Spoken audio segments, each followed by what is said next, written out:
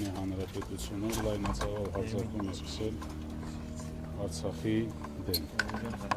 ունենալով մեկ նպատակ՝ տիրել Արցախին։ Եվ այսօր մենք մեր հարգանքի թուրքն ենք մատուցել 44-օրյա պատերազմի ընթացքում զոհված մեր բոլոր հայրենակիցներին, որոնք ընդունել են այդ հարվածը և իրենցից կախվածը արել են, որպեսզի կարողանան կանգնեցնել Ադրբեջանի և ոչ միայն Ադրբեջանի, այլ ներգրավված բոլոր ուժերի այդ հարձակումը Արցախի նկատմամբ։ Ինչ վերաբերում է կարող էինք կանգնեցնել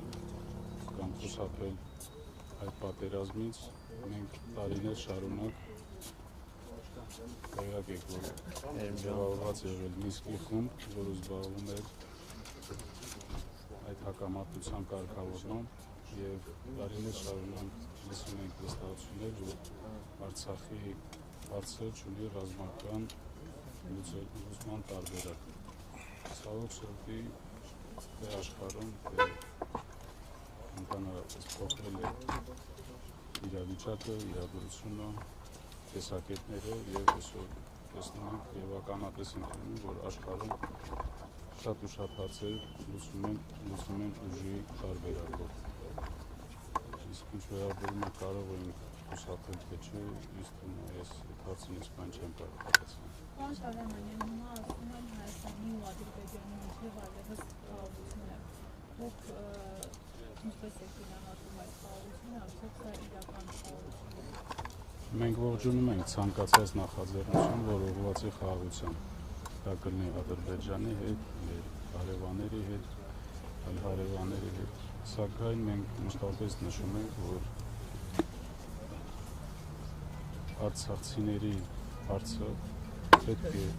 ստանա համապատասխան լուծում։ Չի կարող այս հարցը համարվել լուծված, եթե արցախցին զրկված է իր հայրենիքից, իր գերեզմաներից, իր սրբություններից։ Ես բազմիցս դա նշել եմ։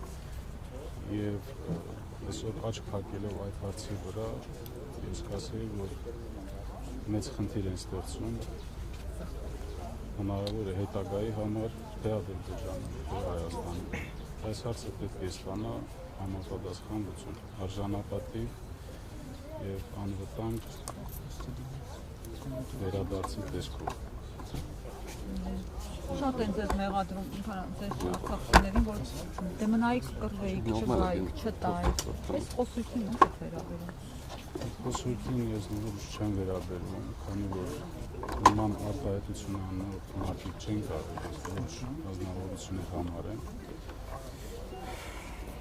2020 թվականի պատերազմից հետո ստեղծված իրավիճակում Հայաստանի Հանրապետության, Ադրբեջանի Հանրապետության, Ռուսաստանի Դաշնության նախագահները ստորագրել են մի փաստաթուղթ, որով դադարեցրել են ռազմական գործողությունը։ Եվ եթե հնարավոր է շարունակել պայքարը,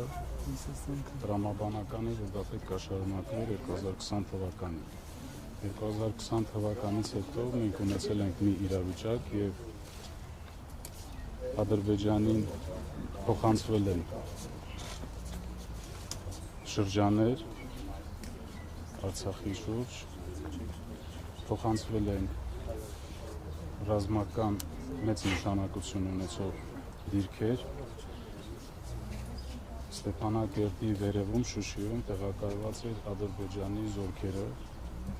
և այս իրավիճակում խոսել, որ մնայիք պայքարեիք, սա ես լուրջ չեմ կարող համարել։ Իսկ 5 միլիարդի զենքը, որ թողնվել է Ալիևի։ Զենքի վերաբերյալ ես առիթ եմ ունել արձագանքել, ես բան նպատակառնակ չեմ։ Ժամանակը կգա, կխոսենք դրա մասին, տեղյակ եք, որ հարուցված է համապատասխան քրեական գործ, և այդ շրջանակներում ես նաև հրավիրվել եմ որպես վկա արձագանքելու և բոլոր պատասխաններս ես այնտեղ հնչեցրել եմ։ Նախագահ, դուք 44-օրյա պատերազմին չեք նպատակել, բայց այդ ամենայնիվ ուժային կառույցի ղեկավար եք եղել։ Այդ տարիներին պատերազմի ընթացքում ներողություն կար, տպավորություն կարծիք, որ հանգուցալուծում այսպիսի պիտի լինի։ Ես պատերազմի ընթացքում ուժային կառույցի ղեկավար չեմ եղել։ Ոչ, այսպիսի վերջնական տարբերակ մենք չէինք պատկերացնում, չէինք կանխատեսում եւ իմ կարծիքով մենք ձգտել ենք անենք ամեն ինչ, որպեսզի այսպիսի արդյունք չունենանք։ Շնորհակալ եմ։ Շնորհակալություն։